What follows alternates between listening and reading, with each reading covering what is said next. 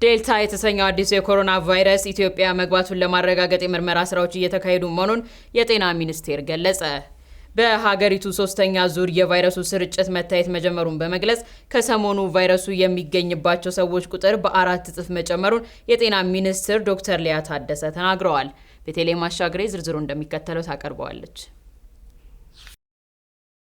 የኮቪድ-19 ወረርሽኝ ኢትዮጵያ ውስጥ ከገባበት ጊዜ አንስቶ ለረጅም ጊዜ የቫይረሱ ሰለባዎች ቁጥር ጭማሪን ሲያሳይ እንደቆየ የሚታወስ ሲሆን ባለፈው ወር መግቢያ አካባቢ ላይ ግን በተወሰነ መልኩ የወረርሽኙ ስርጭት ምጣኔ በአንጻራዊ የመቀነስ አዝማሚያ አሳይቶ ነበር።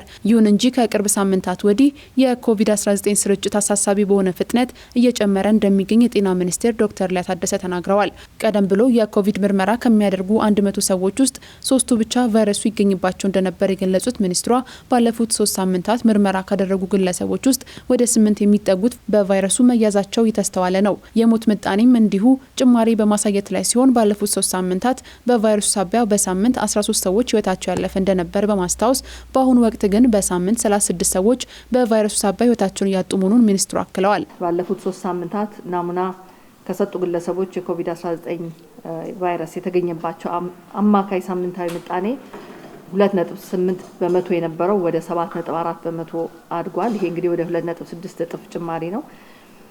ሳምንታዊም በበሽታው የሚገኝባቸው አማካይ ቁጥሩንም ስንመለከት ከዛ በፊት የነበረው ወደ 831 አካባቢ አማካይ ቁጥር አሁን ወደ 3302 ነው አድጓል። ወደ ሕክምና ማዕከላት የሚገቡ ህሙማን ቁጥርም የ2.5 እጥፍ ጭማሪ አሳይቷል። በመቶዎች ውስጥ የነበረው በጽኑ ህሙማን ታካሚዎች ቁጥር በአሁኑ ሰዓት 324 ግለሰቦች በጽኑ ታመው ህክምና እየተደረገላቸው ይገኛል። ሳምንታዊ አማካይ ሞቱንም መጠን ስንመለከት ወደ 13 አካባቢ አማካይ ሞት የነበረው ወደ 36 አድጓል። በአንጻሩ ደግሞ የመከላከል በተለይ አፍና አፍንጫ መሸፈኛ ማስክ የመጠቀም ምጣኔ እየቀነሰ የመጣበት ነው። አዲስ አበባ አሁን ባለን እይታ ወደ 59 በመቶ ነው። ከአዲስ አበባ ውጭ ባሉ ብዙ ጊዜ ክትትል ብናደርግባቸው ከተሞች ላይ ዋና ከተሞች ላይ ወደ 20 በመቶ ያሳያል። ይህ የስርጭት መጠንም በበርካታ የአፍሪካ ሀገራት እየተከሰተ ያለው ሶስተኛ ዙር የኮቪድ-19 የስርጭት ማዕበል በኢትዮጵያ እየጀመረ ስለመሆኑ አመላካች መሆኑንም ዶክተር ሊያ አረጋግጠዋል። ከዚህ ቀደም አልፋና ቤታ የተሰኙ የኮቪድ ዝርያዎች በኢትዮጵያ ስለመኖራቸው በምርመራ ማግኘት መቻሉን የገለጹት ሚኒስትሯ ዴልታ የተሰኘው አዲሱ የኮሮና ቫይረስ ወደ ኢትዮጵያ መግባቱን ለማረጋገጥ የምርመራ ስራዎች እየተከናወኑ እንደሚገኙም ገልጸዋል። ይሄ ስርጭት ስንመለከት እንግዲህ አንድም በሌሎች በርካታ አፍሪካ ሀገራት እየተከሰተ ያለው ሶስተኛው ዙር የኮቪድ-19 በሽታ የስርጭት ማዕበል ወይ ሰርድ ዌቭ የምንለው ችግር በኢትዮጵያ እየጀመረ እንደሆነ አመላካች ሲሆን ማህበረሰባችንን በዕለታዊ እንቅስቃሴ ውስጥ የመከላከያ መንገዶችን መተግበሩ ላይ መቀዛቀዙም መሆኑን እንደዚሁም አዳዲስ የቫይረሱ ዝርያዎች በማህበረሰባችን ውስጥ እየተሰራጩ ሊሆን እንደሚችል ያመላክታል። አዲስ በሚመጡ ዝርያዎችን በተመለከተ ምርመራዎቹን እንግዲህ ከዚህ ቀደምም ያው በምንፈልገው ደረጃ ባይሆንም ያለው አቅም የመስራት አቅሙ አለ። በተለይ ህብረተሰብ ጤና ኢንስቲትዩት እና አርመር ሃንሰን ሪሰርች ኢንስቲትዩት ከአፍሪካ ሲዲሲ ጋር ሆነው ከዚህ በፊት በተደረጉ ምርመራዎች የመጀመሪያዎቹ ዝርያዎች በተለይ አልፋና ቤታ የሚባሉት ቫሪያንቶች መኖራቸው እንደተረጋገጠ ከዚህም ቀደም ገልጸናል።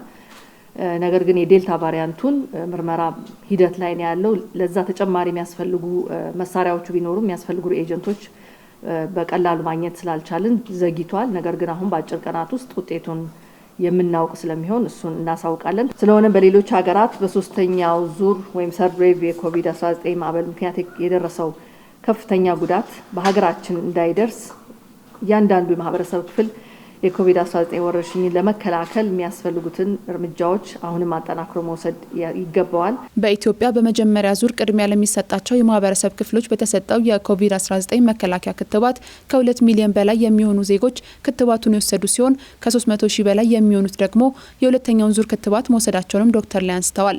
ከዚህ ቀደም ምንም አይነት የኮቪድ-19 ክትባት ላልወሰዱ እድሜያቸው ከ35 በላይ ለሆኑ ሰዎችም በአዲስ አበባ ከነሐሴ 7 ጀምሮ ክትባቱን መሰጠት እንደሚጀምርም ሚኒስትሩ አስታውቀዋል።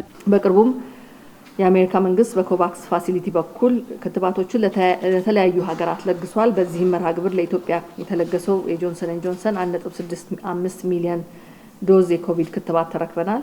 በአዲስ አበባ ካለው ከፍተኛ የኮቪድ ወረርሽኝ አንጻር ከዚህ ቀደም ምንም አይነት የኮቪድ-19 ክትባት ላልወሰዱ እድሜያቸው ከ35 ዓመት በላይ ለሆኑ ሁሉም የማህበረሰብ ክፍል የሚሰጥ ሲሆን በተቀሩት ክልሎችና ከተማ አስተዳደር ለአሁን እድሜያቸው ከ55 ዓመት በላይ ለሆኑ የሚሰጥ ይሆናል። ከዚህ በተጨማሪ እድሜያቸው ከ18 ዓመት በላይ የሆኑና ተጓዳኝ የጤና ችግር ያለባቸው ሁሉ በአዲስ አበባም ሆነ በሁሉም ክልሎች የክትባት አገልግሎቱን ማግኘት የሚችሉ ይሆናል። በአዲስ አበባ ከነገ አርብ ነሐሴ 7 ጀምሮ በሁሉም ጤና ጣቢያዎች የሚሰጥ ሲሆን በሁሉም ክልሎች ደግሞ ከሚቀጥለው ሳምንት አርብ ነሐሴ 14 ጀምሮ የሚሰጥ ይሆናል። ሶስተኛው ዙር የኮቪድ ስርጭት በሀገራችን ከፍተኛ ጉዳት እንዳያስከትል ሁሉም የማህበረሰብ ክፍል የመከላከያ መንገዶችን አጠናክሮ መቀጠል እንዳለበትም የጤና ሚኒስትሩ አሳስበዋል።